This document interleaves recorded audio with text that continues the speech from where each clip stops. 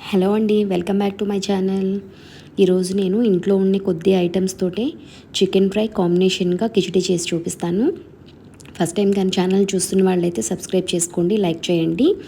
ముందుగా అయితే మనం కిచిడి కోసం కుక్కర్ పెట్టుకుందాం. పొయ్యి మీద కుక్కర్ పెట్టేసి ఆయిల్ వేసి హీట్ అయిన తర్వాత 3 ఇలాచీలు, 4 లవంగాలు, 2 దాల్చిన చెక్క ముక్కలు వేయాలండి. 2 బిర్యానీ ఆకులు తీసుకున్నాను. ఇంకంతే, స్పైసెస్ ఏమి ఎక్కువ అవసరం ఉండదు, మనకి కిచిడి కదా. తర్వాత అయితే అవి ఫ్రై అయిన తర్వాత ఆనియన్, చిల్లీ, టమాటో వేసుకున్నాము. అది కూడా ఫ్రై అయిన తర్వాత జింజర్ గార్లిక్ పేస్ట్ వేసుకున్నానండి. ఫ్రై అయిన తర్వాత కొంచెం ఉప్పు, పసుపు, కారం వేసాను.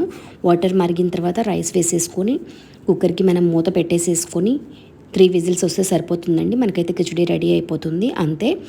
పక్కన వేరొక స్టవ్ మీద మనమైతే బాండీ పెట్టేసేసుకుందాము. బాండీ పెట్టేసేసుకొని ఆయిల్ వేసి ఫ్రై చేశాక చాలా తక్కువగా మనం ఆయిల్ వేసానండి నేనైతే.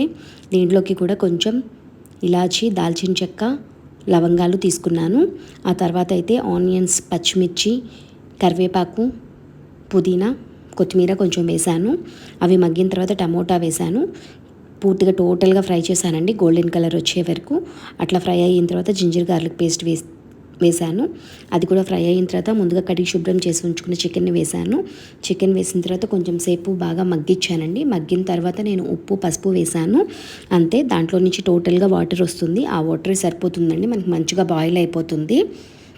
అది బాయిల్ అయిన తర్వాత మనం కొంచెం అయితే కారం వేసుకోవాలి. ఇంకంతే, టోటల్గా వాటర్ అంతా అయిపోయి ఎగిరిపోయే వరకు మనమైతే కలుపుకుంటూ ఉండాలి, మధ్య మధ్యలో చూసుకొని అడుగంటిపోకుండా. ఆ తర్వాత నేనైతే లాస్ట్లో కొంచెం జీడిపప్పు పేస్ట్ వేసానండి. ఇదైతే ఖచ్చితంగా వేయాలని లేదు, ఆప్షనల్. మీకు ఇష్టమైతే వేసుకోండి, లేదంటే అవసరం లేదు, టేస్ట్ బాగానే ఉంటుంది. ఫైనల్గా అయితే మనం కొంచెం కొత్తిమీర వేయాలండి. కొత్తిమీర వేసేసుకొని కొంచెం జీలకర్ర పొడి, గరం మసాలా, ధనియాల పొడి వేసేసాను, అంతే. అయిపోతుంది, రెడీ అయిపోయింది చికెన్ ఫ్రై. ఇప్పుడైతే నేను ప్లేట్లో పెట్టేసేసుకొని తినేసేసానండి, ఆనియన్ లెమన్ పెట్టుకొని.